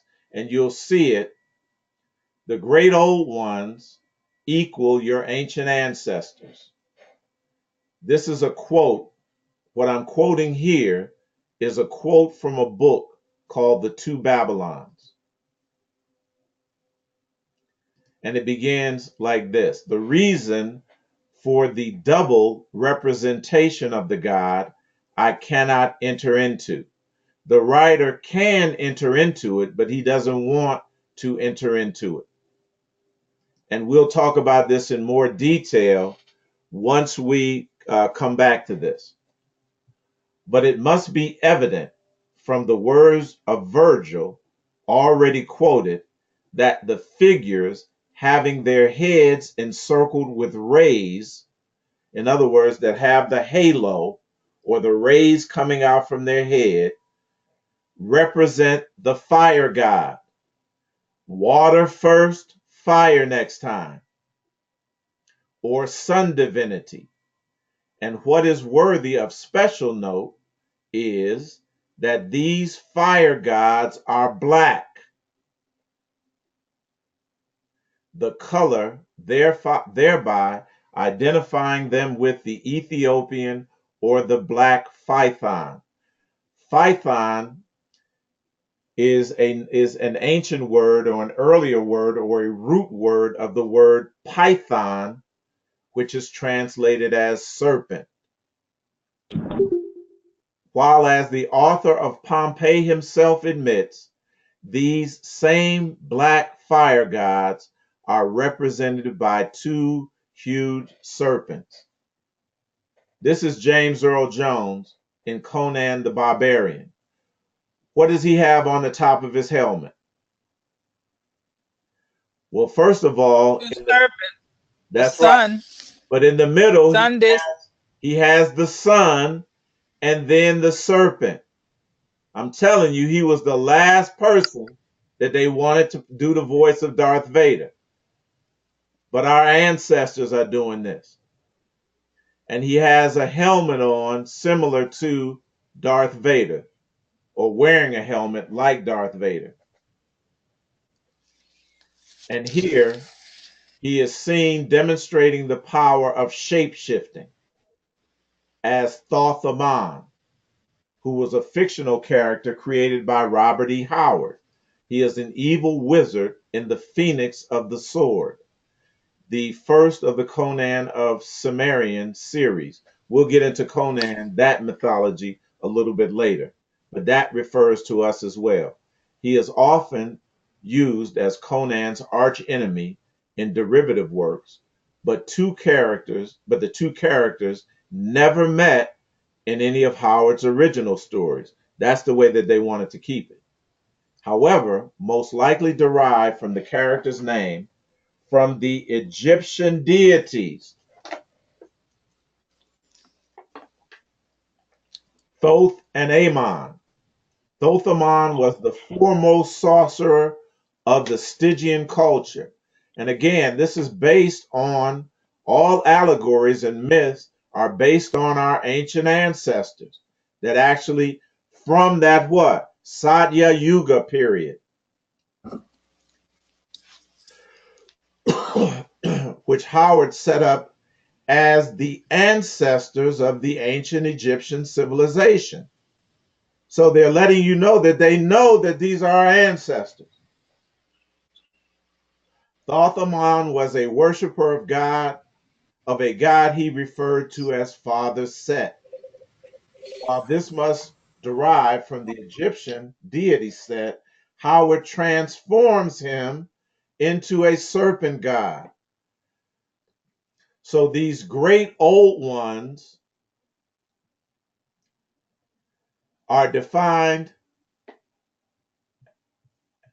as individuals that have a complete irrelevance for mankind in the face of cosmic horrors that apparently exist in the universe, with Lovecraft constantly referring to the great old ones, those are our ancestors, as a loose pantheon of ancient powerful deities from space. In other words, from the stars that emanated in here, who once ruled the earth during what? The golden age of the Satya Yuga, and who have since fallen into a death-like sleep. Who is that but us in the Kali Yuga? Are you all with me?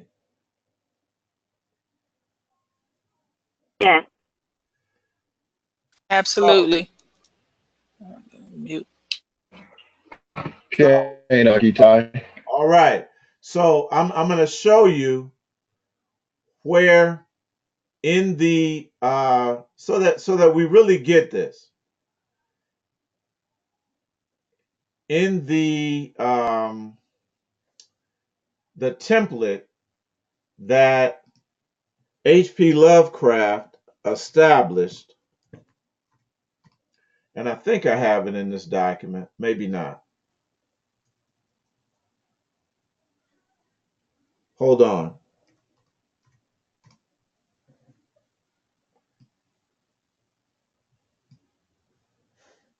I think it's in this document. But I'll show you where he gives the outline of how these stories should be written.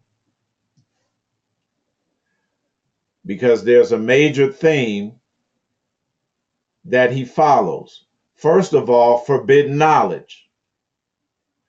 That is the knowledge of the next age. Second, non-human influences on humanity. Those non-human influences are the great old ones or our ancient ancestors. The third is inherited guilt. Inherited guilt of what? Of what they did to what? Our ancestors during the time that we relinquished our power. Then fate. Fate in this case is the inevitability of our rise. The third is civilization under threat. Which civilization is under threat? It is the civilization that is governed by what? The age of light or the simulated reality. Listen, in such stories, the curse is often a hereditary one, either because of interbreeding with non-human energies, those are our ancestors, and in the scriptures it says there were giants in the earth, and afterward when what? The sons of man, the non-human entities, did what? Interbreeded with the daughters the sons of God interbreeded with the daughters of men. Do we see this? The fourth characteristic is race, ethnicity, and class. See, we want to go into these movies thinking that we can ignore the aspects of race because for some, we believe we're in a post-racial reality. Not true. Or we go in there not wanting to recognize or not being able to recognize the subtle and sometimes hidden illusions to race. And I talked to you about one of those things where they actually transformed Bruce Willis in the Pulp Fiction magazine from a Caucasian to a quote unquote nigger. When Ving Rhames spoke those words, my nigger. And then the actual narrative showed them being treated the same. But it went under what? Our conscious awareness. Then the other is religion. And under race and class and ethnicity, this is where he talks about Anglo-Saxon elitism. His original Anglo-Saxon racial worldview softened into classicism or elitism, which regarded the superior race to include all those self-ennobled through high culture. From the start, Lovecraft did not hold all white people in uniform high regard, but rather esteemed English people and those of English descent. So this is why, that's the science now. It's a reverse ritual. Why you see English speaking people or our characters speaking with an English accent, all right? And the ones that they want you to accept speaking with an English accent. Let me ask y'all a question. In Black Panther, did those Africans, what accent were they speaking with? English. The English, accent yeah. of the colonizers. Yes. The accent of the, do y'all see the trigonology? Yeah. So we Mm-hmm. got to be aware of this at all times. We see not our signs. We must be able to recognize our signs when they are presented to us. Baron Samedi, Darth Vader, the Wicked Witch of the West, these are our signs. They look like villains. They appear like villains. They're cast like villains, but they're not actually villains. The goal is, their intent is for you during this age of darkness not to tap into the appropriate entities and thereby tapping into the appropriate what? Energy. This is a time of rest. It's a time of cessation from work, a time of da'ath or death knowledge, not light knowledge. Samedi is the lower of the dead, the same way that Osiris is the Lord of the dead, the foremost of the Westerners. The Westerners are dead people. Although technically it says a deity rather than a villain, he is often seen in a negative or amoral light in the media. That's because the media does it. They are following a script. They are following a general theme, an archetypal theme, a general template established by H.P. Lovecraft. But we must properly identify and properly perceive and interpret our ancient signs and symbols. Very important that we understand this. We got to get it right. Because again, if we plug in, if the current is DC and we plug in an AC unit, it's going to be disaster.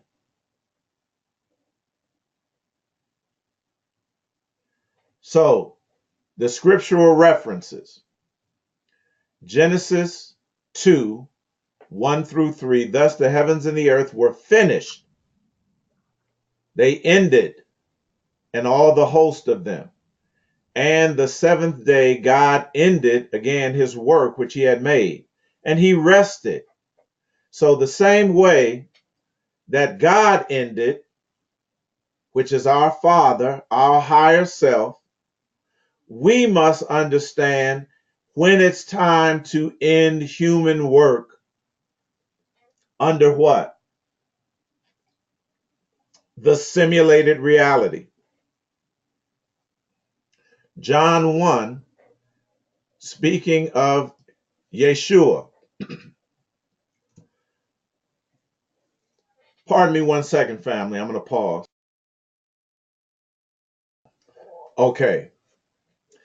Speaking of Jesus or Yeshua, he was the true light which lighteth every man that cometh into the world. He was in the world, and the world was made by him, and the world knew him not. Jesus represents us in our disconnected form. and represents the pattern by which we connect or reconnect with our higher selves, which he referred to as the Father. So we have to see ourselves from a biblical standpoint and an even higher sense as the God of the Bible. And again, who told the God of the Bible it was time to quit? It was time to that he was finished and that he should rest. It is Told himself. absolutely. But we must know what time it is,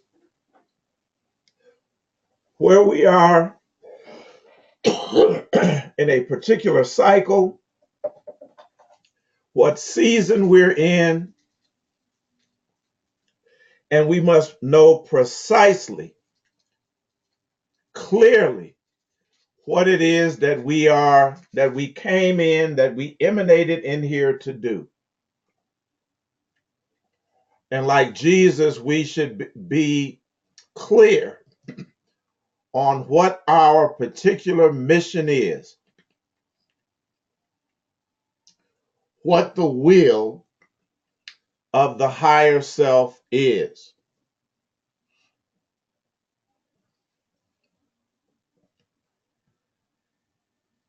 This is typified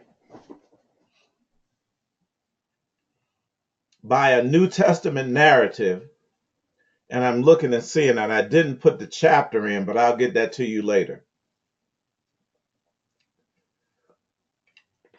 where Jesus, Yeshua, is stating that he is the good shepherd and that he knows his sheep and his sheep know him.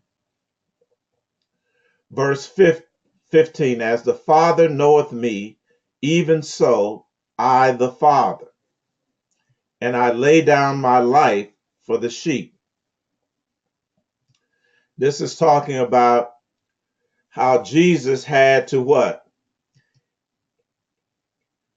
Become unattached from his ego, from that he had to kill his attachment to ego in order for him to accomplish his mission, which is equated with the will of the Father. And other sheep I have, which are not of this fold,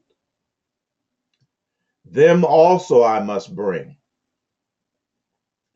And they shall hear my voice, and there shall be one fold and one shepherd. That's wholeness. That is singularity being achieved again. Therefore doth the Father love me, because I lay down my life. Now, what life? Now, he's not talking about so much the physical life. He's talking about that former life under the dominion of light. No man taketh it from me, but I lay it down of myself. I have the power to lay it down. I have the power to take it again. Same power that we all have. This commandment I have received of my Father.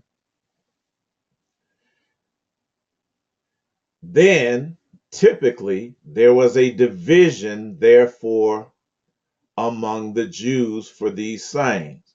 Now, see, anytime you talk holistically, it's going to cause divisions. It's going to cause division. Anytime you talk in that holistic language, that what? Differs so much from the previous language that what? Was the language of the other era or the other epoch Right. or the other age. Right. And many of them said, he hath a devil. They're going to demonize you. And is mad and is crazy. Why hear you? Why are you listening to him? We know of a surety that this is being said about many of us, if not all of us, right now. Why are you listening Absolutely. to that?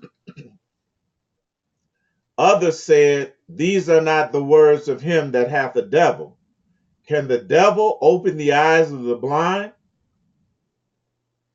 And it was at Jerusalem, the feast of dedication. And it was winter. And it's curious because when I think it was Nasi, did you bring up the difference between education and dedication? Yeah.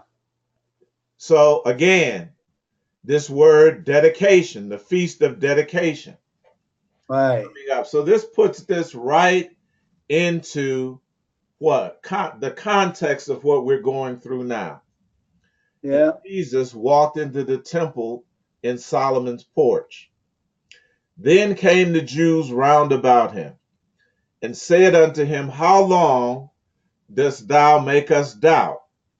If thou be the Christ, tell us plainly. Jesus answered them, I told you, and ye believe not. He's getting ready to tell us where the rubber meets the road in all of this. The works that I do in my Father's name. Now, what does in my Father's name mean? Based on what we've been talking about these many weeks.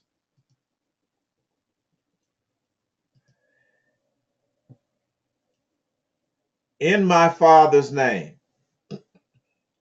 What does that mean? Yud He Vav He.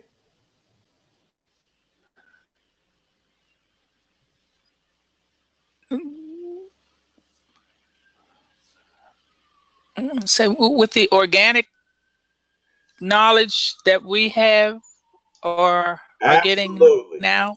The organic, holistic knowledge. Absolutely correct. Absolutely correct. Yud He Vav He, beginning what? With fire. Yud. Then transitioning to the next step. Water. Then transitioning to the next step. Air. Hey. I'm sorry, Vav. Then transitioning to the final step of Vav. These correspond, again, to the different yugas. To the different yugas.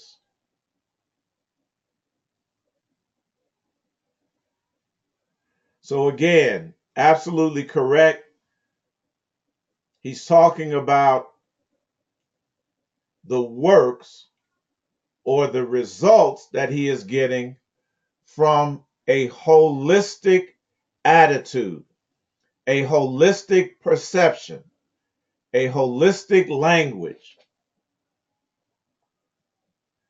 I told you, and you believed not. The works that I do in my Father's name, they bear witness of me. But ye believe not, because ye are not of my sheep. As I said unto you, my sheep hear my voice, and I know them, and they follow me. And I give them eternal life, and they shall never perish, neither shall any man pluck them out of my hand. My Father, which gave them to me, is greater than all, and no man is able to pluck them out of my Father's hand.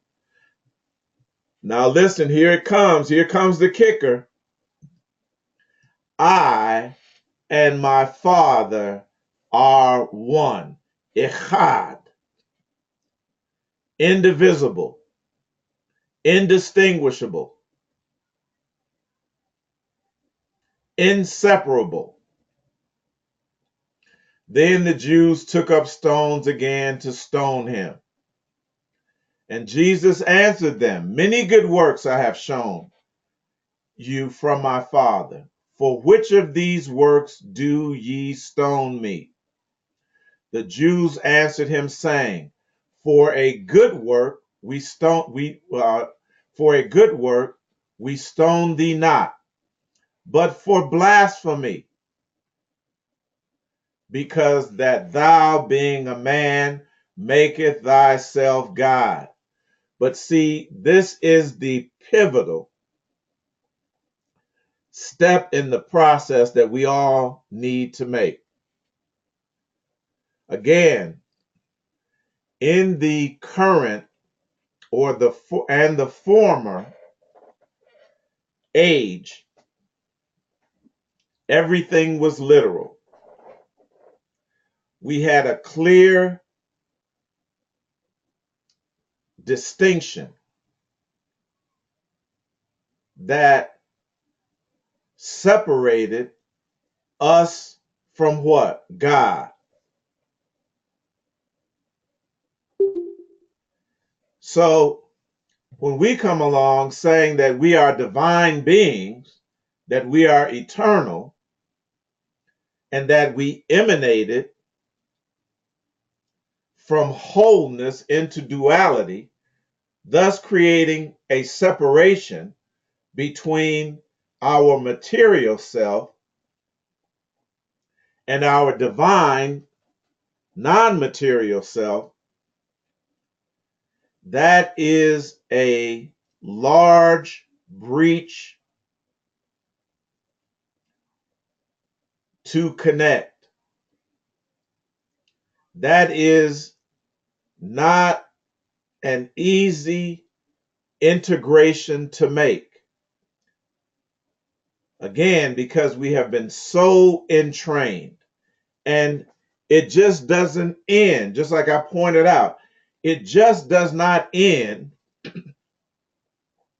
with our decision to intellectually connect with a concept that says, I and the Father are one. We still remain in an atmosphere and a very powerful atmosphere and environment that reasons and argues against that.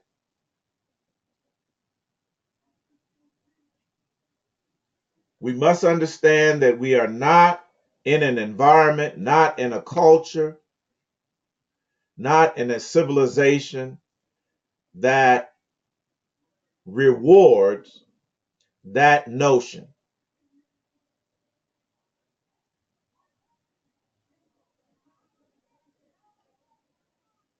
Subliminally, we are being bombarded with the statement, you're a human, you're a human, you're only a man.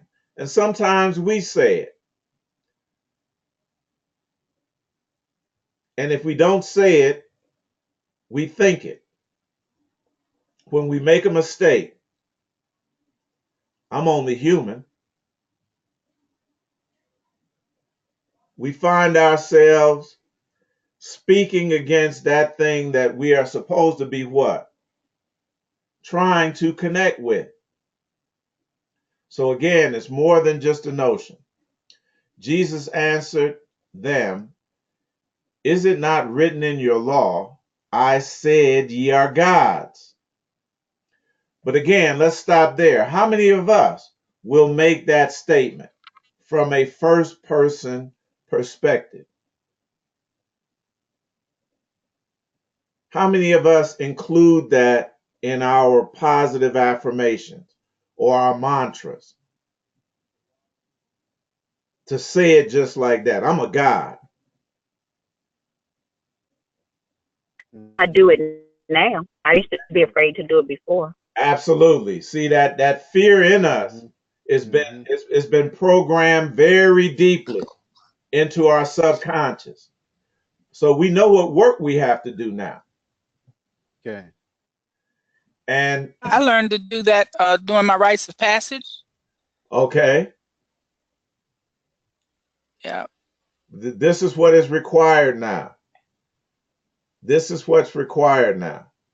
And again, as we get into this next level of teaching, where we're, really defining who and what the ancestors are, we'll be getting into the methodology of that and the step-by-step practice of that. So as we close, it is written in your law that ye are gods.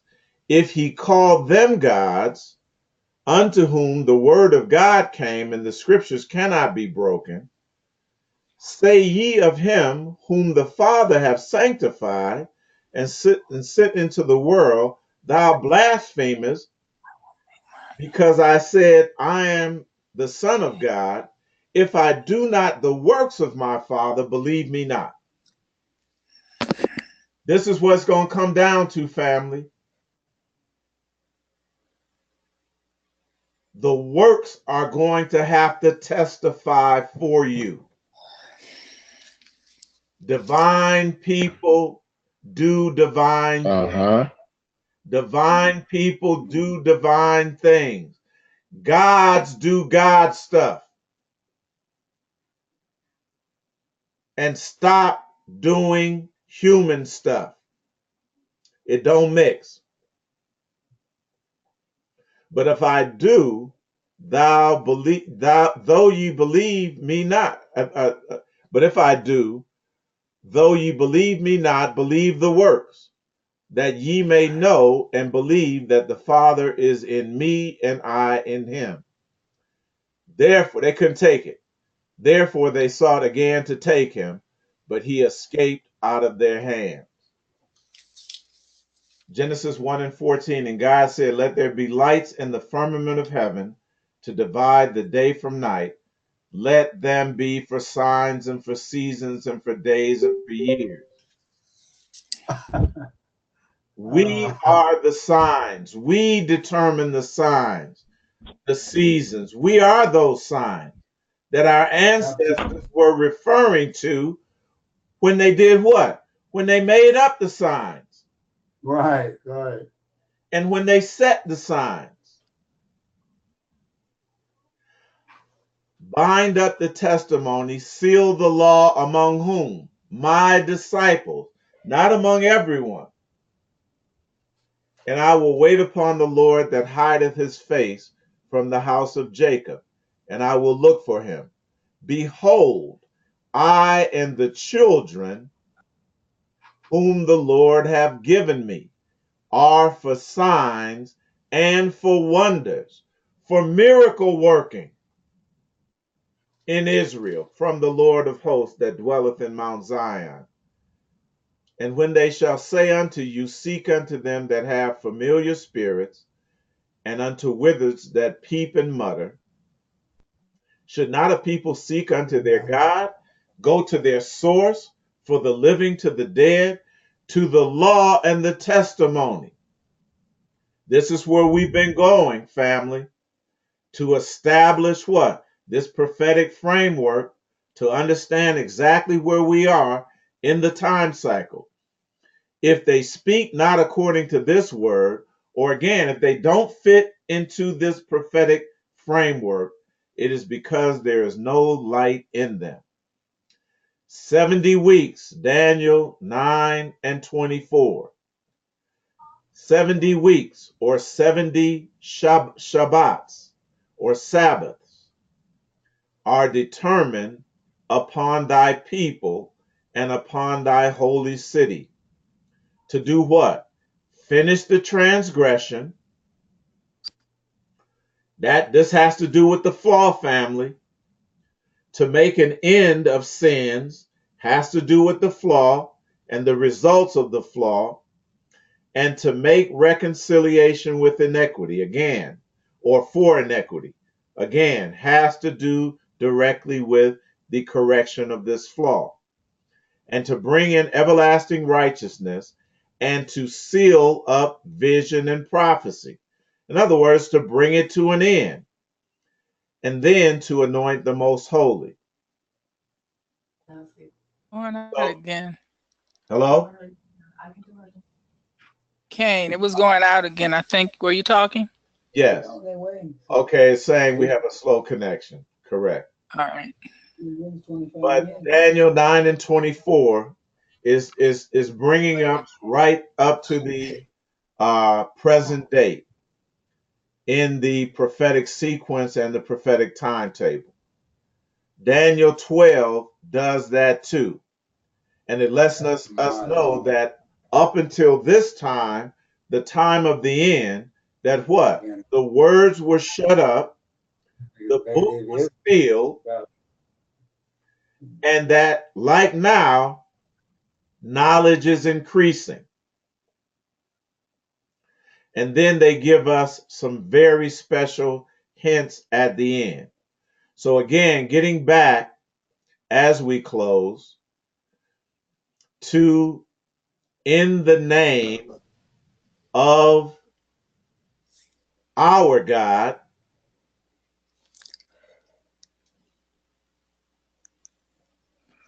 we look at the word Hava.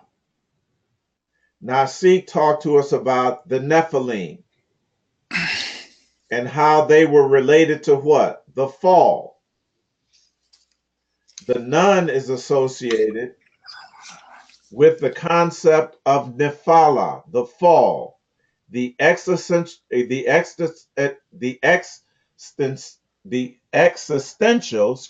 Existential. test that, yeah, I can talk good. The existential tests that force us to look in the deepest and darkest places of our subconscious to find the power to lift ourselves up beyond the limits of our natural personalities, the egos. It is not found in the light. The light supports the ego. It is innately and intrinsically connected to the ego. The power is in the darkness. The power is in the darkness. So Hava has to do, Hey Vav Hey has to do, as opposed to Yod Hey Vav Hey, has to do with the fall or the plunge or the descent that what? Led to the simulated reality, led to a false life or a false existence. Again, including returning to the fire, Yud He Vav He, completing the four steps in the process of emanation.